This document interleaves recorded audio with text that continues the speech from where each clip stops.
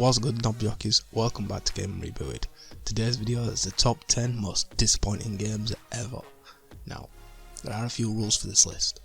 First of all the games on the list must have had a lot of hype surrounding them pre-launch.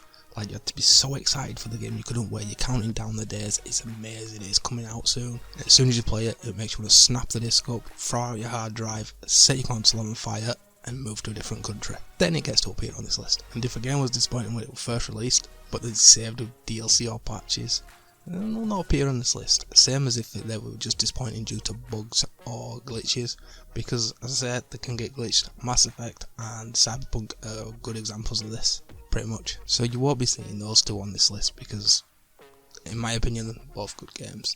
Anyway, with all that being said, let's crack on with the list. Kicking the list off with probably the most infamous disappointing game ever created. That's right, Aliens Colonial Marines. No list on disappointing games would be complete without this absolute turd of a game. I'm sure most people know the story behind 2013's Aliens Colonial Marines, Gearbox Software's shamechild with the Aliens franchise. A game that was supposed to be a sequel to the 1986 Aliens movie, taking place after the death of the movie's protagonist Ripley. Players would assume control of Corporal Winter of the Colonial Marines, who was being dispatched to LV-426 to investigate the loss of the USS Sulaco. I have no clue how to say that, sorry if I pronounced it wrong. Upon arrival, they quickly discover that the Weyland-Yutani Corporation has been secretly breeding and researching xenomorphs on both the Sulaco and the moon below. And as you can imagine, this got Alien fans hyped for the game. Excitement, it was everywhere. And Aliens Colonial Marines was going to be one of the best, if not the greatest horror game in recent years. But, you know, spoiler alert, the game was shit. Broken, full of potholes, and made Aliens fans wish Gearbox Software wore a condom when they fucked the Alien franchise so hard. What's worse is most of the game's problems was the result of a spelling error in the game's code, with a misplaced A in the word tether. This caused the AI to act like a complete moron, and barely be an AI altogether. Now, I know I said bugs and glitches doesn't grant you instant access to an entry on this list, but Gearbox never actually fixed this problem. It was left up to modders to do the work to fix the game, hence its inclusion. But sadly, that being said, the game still sucks even after the AI was fixed, hence its inclusion on this list. What a shit game. Quickly moving on from that horrible game, at number 9 we have Resident Evil 3 Remake. The 2022 remake of Resident Evil 3, one of my favourite game franchises ever. Growing up as a kid, I loved the original Resident Evil 3 so much that I still own the original PS1 disc from when I was a kid. So as you can imagine, this game holds a special place in my heart, and hearing Capcom was releasing a remake got me excited. Seeing Nemesis in 4K sent shivers down my spine. Now, I should state I enjoyed the game, but its problem is that the game is just good. That's it. It has nothing on the original, which simply blows the remake out of the water. Resident Evil 3 Remake has roughly 3 to 4 hours of gameplay, and rather than expanding on the gameplay of the original, Capcom instead decided to cut so much content from the original game, it feels like a watered down diet version. Experienced players can finish Resident Evil 3 Remake in less than 2 hours, myself included on that list, and I'm shit at games. I got the PS4 Platinum Trophy in one day, which involved multiple playthroughs, so having a game that you can completely finish in the same time it takes to watch a movie, it's just simply disappointing. We can try defend Resident Evil 3 Remake by saying the gameplay is good or the story is good, but when a 2020 game can't even improve on a game from 1999 in any way except from graphics, well, I'm sorry, but in my books that's just disappointing. But it does prove one thing: the original Resi games are very hard to be improved upon, and that makes me happy to know I grew up with these masterpieces rather than the diet version kids have today. Another infamously disappointing game taking the number 8 spot with Sonic the Hedgehog 2006. The only reason this game doesn't take the number 1 spot is because although fans were excited for a new Sonic game, deep down we all knew Sega had given up on Sonic a long time ago and was releasing a game to play on our nostalgia for a quick cash in.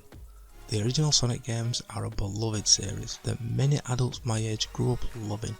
The 2006 game, however, didn't leave as good an impression on kids as its ancestors did, with a bizarre plotline that makes absolutely no sense whatsoever, the worst camera in gaming history that changes completely randomly and without any reason whatsoever. It's kinda like the camera itself has ADHD, so bored of the gameplay it struggles to focus on the game itself, and let's not forget the game is basically unplayable. Even if it had a working camera, I actually recommend playing Sonic 2006 for yourself, just to see how bad and disappointing it is. It's sad to see an icon of gaming become nothing more than a mere meme, with the Sonic games now being more infamous for its terribly broken games than it is for its classics that started the franchise in the first place. At number 7 we have Ghostrunner, a game you probably forgot existed. I mean, I know I did anyways. I had to Google the game's name for this list because although I could remember the game being extremely disappointing, I completely forgot what it was called. I could just picture the trailer in my head over and over again. That's just how unforgettable Ghostrunner is.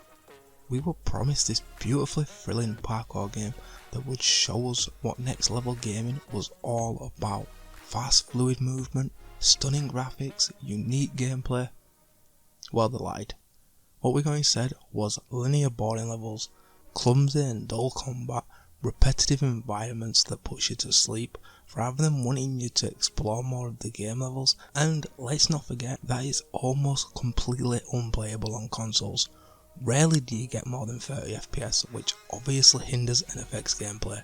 Missing jumps because you drop frames is infuriating, and the controls suck absolute arse. If you did play Ghostrunner, make sure you at least play it on PC to get its full potential. But I personally wouldn't waste your time. While not a bad game overall, it's meh. If you want a great parkour game, go and play Mirror's Edge, at least then you won't be disappointed. Slightly controversial one dropping in at number 6 is Forza Horizon 5. Although Forza Horizon 5 is a fun game, and admittedly the best performing video on this channel is a Forza Horizon 5 video, it does have its issues, and they are, although we got a brand new map, all new cars, all new missions, it just felt like 4 reskinned. Even some races feel ripped straight out of 4. You can be racing a track for the very first time and feel as though you know it. You know every corner in and out perfectly. It's almost like you have raced the track over 100 times. Nothing feels new here. This game might as well have been a DLC for Forza Horizon 4, which just simply added a new map. With that being said though, I'm not really saying Forza Horizon 5 is a bad game, which is why it's only number 6 on this list. Admittedly, it probably should have been closer to 10th, but the fact it doesn't feel like a new game at all, it's just disappointing. Honestly, if the game wasn't free on Game Pass, I wouldn't even recommend playing it.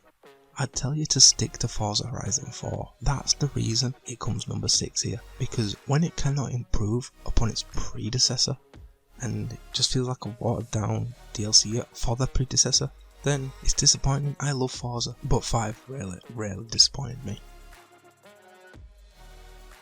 Coming straight out of the toilet at number 5, we have the shit show that is Anthem, EA's answer to Destiny, a brand new sci-fi action RPG with amazing movement mechanics thanks to the game's javelins, a unique hub world, and immersive RPG elements and a gripping story.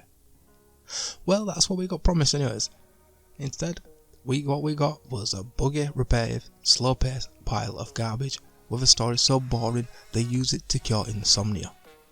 Now, to be fair though, the movement was awesome, and BioWare focused so hard on fixing all the bugs and annoyances the game had, which then sadly in turn distracted the developers when it came to creating new content, making them fall behind on the roadmap they had planned out and release dates, which led them to abandon the roadmap altogether. And as far as I'm aware, they planned a reboot of the game called Anthem 2.0 or something fucking stupid like that, only for that to be cancelled as well. From conception to birth and all through its life, this game has been nothing but a disappointing waste of time, money and energy. Speaking of waste of money, at number 4 we have the money hungry, copy and paste, utter disappointment that is Call of Duty Vanguard. It's probably fair for me to mention I have a huge bias towards the Call of Duty franchise. I hate these games with a passion, For me, the Call of Duty has been on a downward slope ever since Black Ops 3. I loved Black Ops 2, Advanced Warfare, but since then the games get worse and worse every single year, and you can't deny it. Vanguard being no exception at all, adding absolutely nothing to the dying game franchise. The campaign is the most boring and lackluster campaign in video game history. The multiplayer suffering from the worst spawns in history and terrible maps, and the usually enjoyable zombies mode is best left forgotten about. After all, the developers clearly forgot to try with zombies, so we may as well forget they even exist. As far as I'm concerned, personally, Call of Duty died after Black Ops 3, with the developers obviously only caring about getting your pre-order money and focusing on Warzone instead. I can rant for hours about my hatred towards the latest Call of Duty games, and let's just say Vanguard was disappointing and move on before this video becomes 12 hours long. Honestly, if you have this game installed, just please for the love of God, delete it. Everybody, delete the game. Delete it from your memory, delete it from your PC, delete it from your PS4, Xbox, just delete the game. Making its way into the number 3 spot, we have Duke Nukem Forever. But I will mention here, out of fairness, Duke Nukem almost didn't make it onto this list.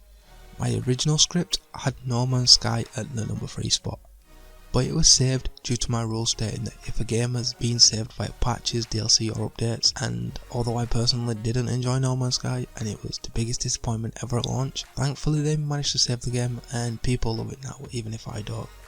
So in its place we have Duke Nukem Forever, a game that famously went through 15 years of development hell, starting way back in 1998. Back in 2001, developers 3D Realm and Gearbox Software unveiled the Duke Nukem Forever trailer, one of the best game trailers I have ever seen.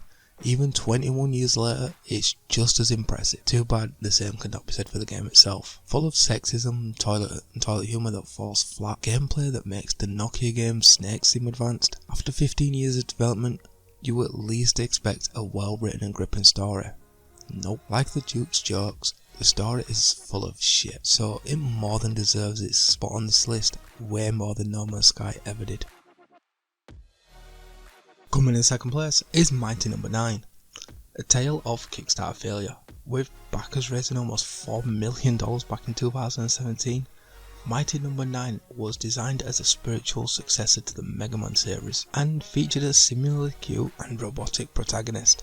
Fans and backers had high hopes for the game, but all they got in return was disappointment. Levels were basic and unexciting, characters were bland, the voice acting was atrocious, kinda like my voiceovers, and textures were poor at best, with poor combat, choppy graphics and an overall unfeeling of the game being unpolished. Mighty No. 9 was a complete mess when it released, marking it as one of the decade's most disappointing titles. I personally didn't have high hopes for this game, purely because I didn't grow up on Mega Man, so the nostalgia was never really there for me, but I can see just how upsetting this game could be for not only the backers who funded the game, but also Mega Man fans around the world, who got the feeling of excitement when the game was released, only to have that excitement shattered into a million pieces, just minutes after hitting play for the first time. And finally, the most disappointing game ever, taking the shit covered number 1 spot is, of course, Grand Theft Auto 5. Initially being released way back in 2013 by Rockstar Games, Grand Theft Auto 5 had fans hyped for the latest installment. I'm sorry, I can't keep this up. Of course it's not Grand Theft Auto 5. The actual number 1 spot goes to none other than Marvel's Avengers. Without a doubt the most disappointing game I have ever played or experienced in my entire life. A game so disappointing, even its own developers have recently decided to sell the rights off to the game and wash their hands of this mess completely. Avengers had comic book fans like me. Man, my voiceovers are crap today, my voice is going.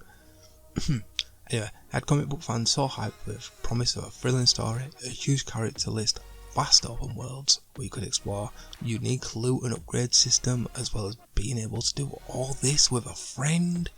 It was a nerd's wet dream. What we got instead was a mediocre story, tiny, closed off, empty levels that repeated constantly with no reason to explore, the most basic looting system I have ever seen, and an extremely repetitive and mind-numbing co-op mode I have ever played. I've already ripped into this game in my PlayStation Platinum Review Trophy video, so if you want to see me go into more detail, I'll leave a link in the description for it and you can check it out. But as far as I'm concerned, Avengers has left such a bad taste in my mouth, I'm scared to try new Marvel games. Just thinking how bad Avengers turned out to be has got me so pissed off, I'm gonna go lay down for a bit and try to forget it ever even existed. Remember though to hit that subscribe button for more videos from us, and until next time, thanks for watching and I'll see you in the next video.